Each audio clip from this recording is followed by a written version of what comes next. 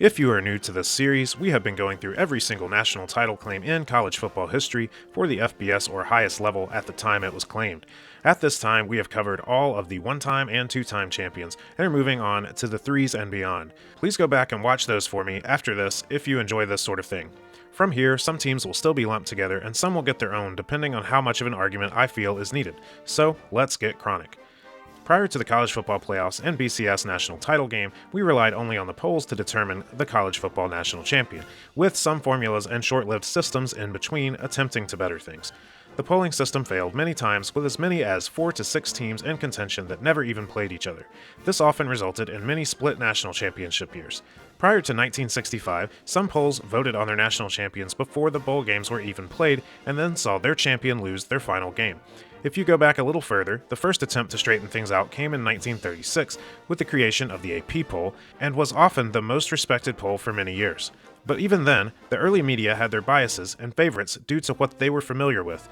If all the writers and voters only saw Notre Dame or Yale, they would have no way to compare it to what was going on down south or out west, and usually just sided with what they knew. Prior to the AP, we had a wild, lawless 67 years of college football where many or no teams called themselves national champions, and a lot of those teams didn't even claim national titles in this era until more modern polls went back and retroactively named them national champions. Are you confused yet? You should be. While the AP poll is often the benchmark for a champion from 1936 to 1998, I would still argue that point. If the AP named you champion and nobody else did, that smells a bit fishy. Personally, I tend to side with what a majority of the polls say. So if the AP says you are the champ, but 11 others don't, I look deeper into the situation. And that's just me. You are free to do or think whatever you like. Jerry, just remember, it's not a lie if you believe it. And of course, I view any titles won through the playoffs or BCS title game as automatically 100% legit from the start of the video, even if you disagree with the selection committee. And yes, I have also disagreed with them plenty of times. On the flip side, any that claim a separate title outside of those official parameters I view as complete bullshit, whether the selection committee screwed said team or not. History is history, and I respect that fact, even if I dislike that fact. For the purposes of this channel, I'm only going by what the school actually claims. I will do a series covering unclaimed titles later on. I have added a layer to my tiers and now broken them down into 5 sections.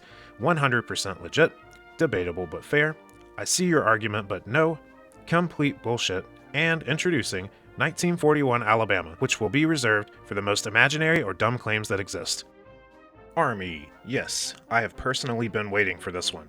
West Point is my favorite service team for no particular reason, and I've even been to a game at Air Force, but I don't favor them. If I had to guess, my bias, it's maybe because I've studied their football history a good bit, maybe because my school's football coach is now theirs, and I've had several conversations with him. Maybe it's because I find it to be a beautifully located campus, but I guess the same can be said about all three in the FBS. I've read books and watched documentaries on Doc Blanchard and Glenn Davis, and not to go too deep into players in this video, but if you don't know, they both won the Heisman and were in the same backfield at the same time. Hell, I've even studied certain historical games like the 1912 Carlisle Indian School versus Army, a very symbolic game in history.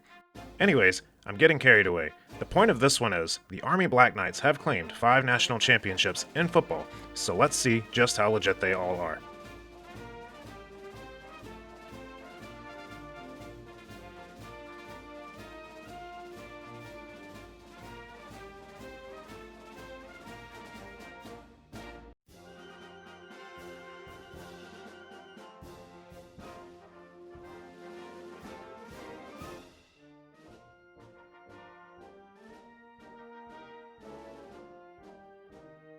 We start this one all the way back in 1914 under the guidance of Colonel Charles Daly. And a reminder as always, we are in the pre-polling era until the mid-1930s, so judging strength of schedule or any sort of hypothetical rankings are discretionary. The Cadets, as they were known at the time, beat everyone on the schedule, including 6 shutouts, with arguably the sweetest coming in the season finale, 20-0 over Navy. And yes, Army did play a YMCA, but that was common at times in that era. Fun fact, that YMCA is now the Springfield Pride college football team of Division III. They also played 8 straight games at home and only left home for the Navy game in Philadelphia. The Cadets were named national champions by the Helms Foundation, the Holgate System, and the NCF, as well as co-champions by Park H. Davis. And I'm not even going to make the same jokes about that guy again. They're in the other videos, check them out. The short of it is, Davis is purposefully divisive, indecisive, and played favorites. Illinois and Auburn also claimed this title. I called Auburn complete bullshit and Illinois 100%. For deeper context, go check those videos out. Illinois might have a bit of an edge if we were really splitting hairs, but we aren't. So Army, by all means, is 100% legit as well. I don't love that they had home field advantage all year and played a YMCA, but Illinois played a high school, so we aren't pointing any fingers here. Only 2 years later, another claim emerged in 1916, after a disappointing in-between season saw the Cadets go 5-3-1 in 1915. The season began with some close calls to Lebanon Valley and Washington and Lee, but Army steamrolled after that on the way to a perfect 9-0 record. Again, the Cadets played every game at home aside from the Navy neutral site game. Some research suggests that while the schedule wasn't super easy, Army did struggle at times in the easier parts, but were up to the challenge for the harder parts. That certainly makes a team hard to read. And it's maybe why Army's only claim to 1916 is based off a Park H. Davis Co-National Championship nod. The only other team claiming the 1916 title is 8-0 Pitt, who had a majority of the national championship support, including the other half of Davis's co-national championship. Both teams had debatably equally tough schedules, but Pitt blew them all away. In my mind, I do believe the Panthers to have been the better team this year, but that's just speculation between the two. In the question of legitimacy, there's no clear-cut answer. While I'd love to drop them down one tier on a gut feeling, I have to see Army just as 100% legit as Pitt. They beat everyone with an equally tough schedule, or so they say. Now under the guidance of future Hall of Fame legend Earl Red Blake, a former Army player, the Army Cadets entered 1944 under him in his 4th season after a very successful stint at Dartmouth. And let's just go ahead and address the less flattering elephant in the room, at least from a college football viewpoint. In my readings and research, and I'm paraphrasing, I learned that by joining a military school or school with an officer training program, you were exempt from the war until you were done. In some cases, those talented enough in the sport and looking to dodge the draft could do so by transferring to one of these schools. And the coaches certainly use this as an overwhelming recruiting advantage, and as one of my books says, some sketchy shit went on at times. And look, I'm not blaming anyone. I don't have the balls to go to war, and I would have exhausted every angle to avoid it, and get a great education at one of the country's finest institutions also.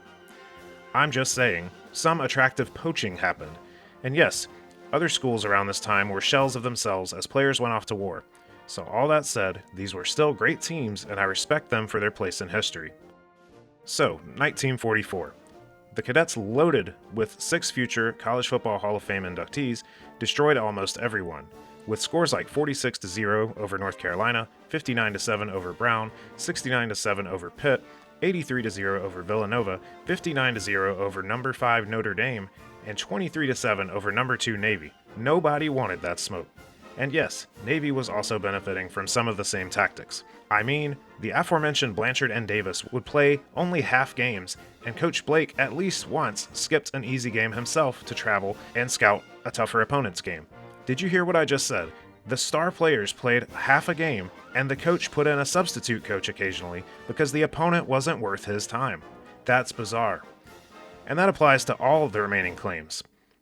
Army won the AP Poll Crown, along with many others, and despite 3 other teams and or military-based super teams going undefeated in the top 10, nobody else claims it. So this one is super easy, 100%.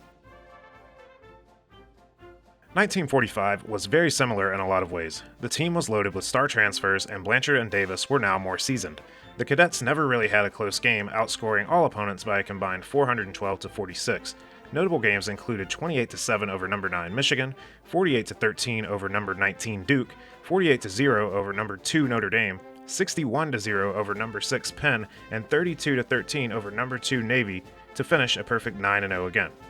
Doc Blanchard won the Heisman Trophy with an outstanding 11.5 yards per carry.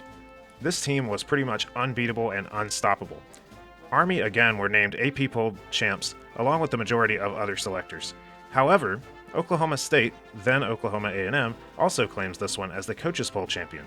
In my video including them, I called the claim bullshit, but in hindsight, that may have been a little bit harsh. But I'm not going to go change that now and stick with what I said. It's probably more like, I see your argument, but no. But again, I'm sticking to my guns. No pun intended. That Cowboys team played 2 ranked teams. The game against number 19 Tulsa was close, but the team did handle number 7 St. Mary's in the Sugar Bowl.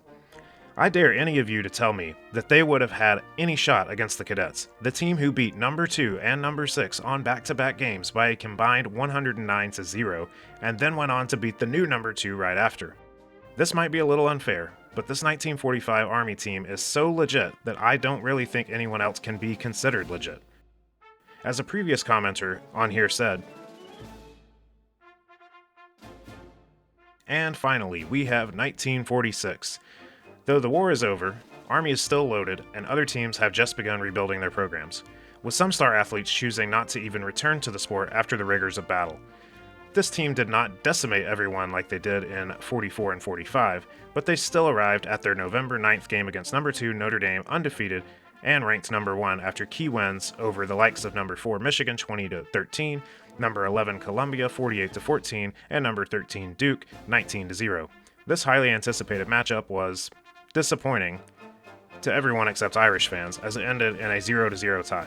From there, Army beat number 5 Penn 34-7 and a remarkably fallen from grace 1-7 Navy team 32-13 in front of just over 100,000 fans.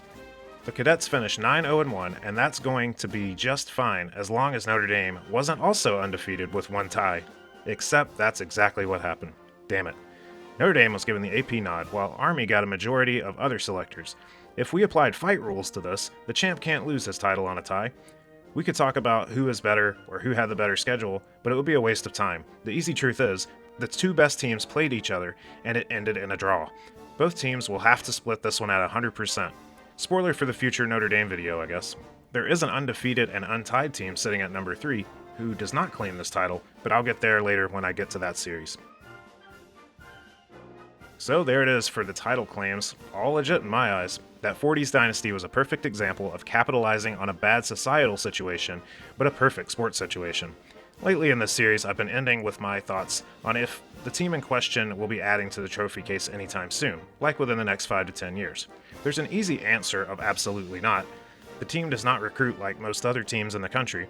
Their commitment to a future in serving their country at the highest levels comes first, or at least it's supposed to.